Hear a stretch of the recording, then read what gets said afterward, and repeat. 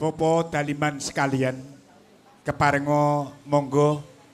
anampi tondo tresna saking kulawarga.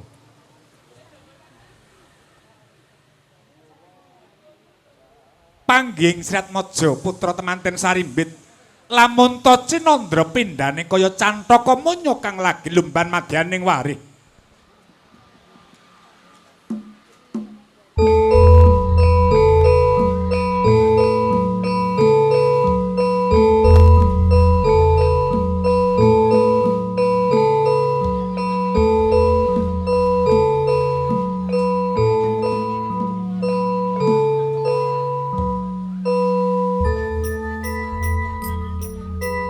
Sirep sidhem permanem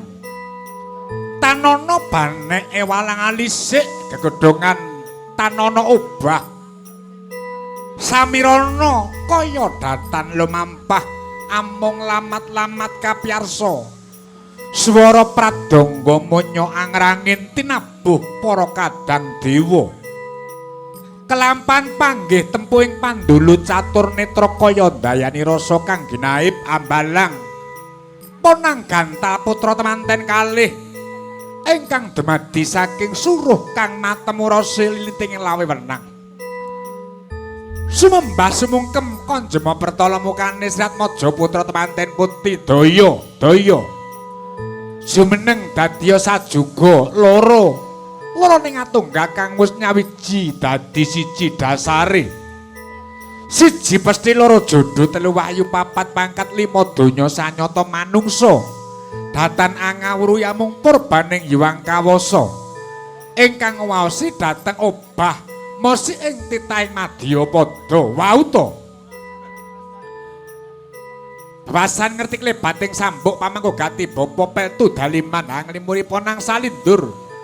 awarna gula klapa tumangkeping salindur tinampi pamidhangan kanan tanampi kiring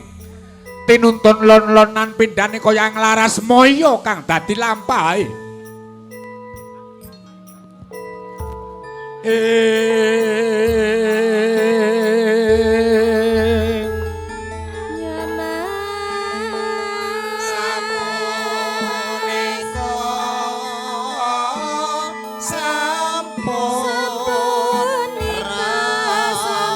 leri-leri tandure wasa milir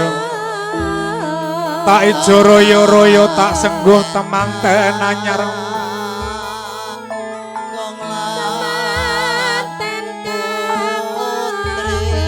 bocah ngon penekno blimbing kuwi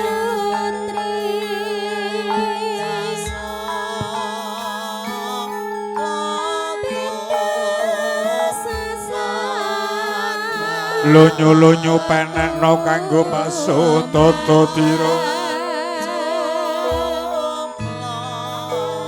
tata tira komiter gedhahing pinggir tamana slomatana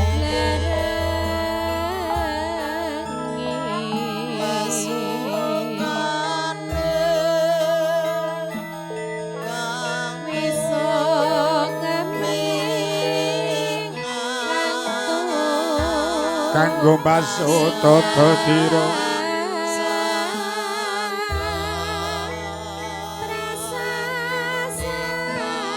pangkur temanten anyar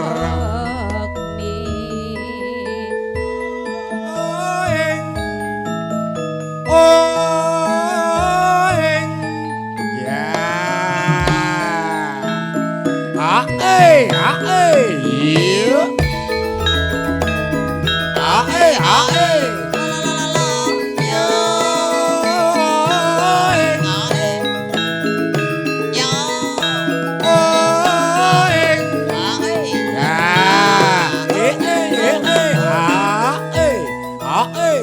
iya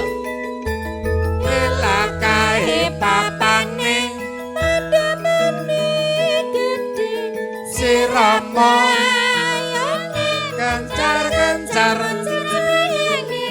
dasar padang bulan rawange nyawiji lahir terus batine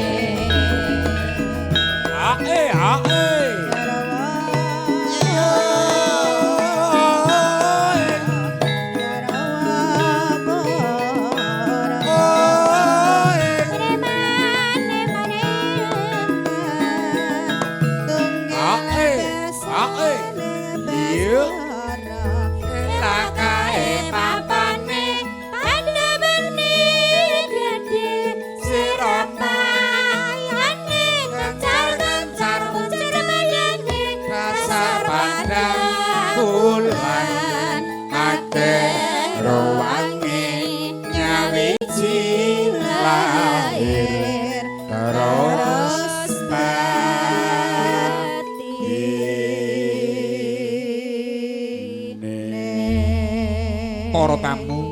lulus rarjonir ing sampikala pangging Sriatmaja putra temanten Sarimbit inggih awit pikantuk pandonga para sepuh pamuji para kadang muda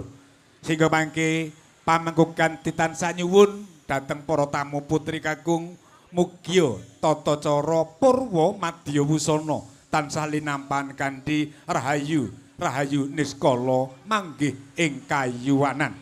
Gusti Allah paring kemirahan putra temanten dados kulawarga ingkang berkah barokah sakinah mawaddah warahmah. Saderengipun punadani tata cara adat widi-widana saking kulawarga kepareng anawung krida kadang-kadang karang taruna bakti manunggal Jatisari Sabakerta ngemplak Boyolali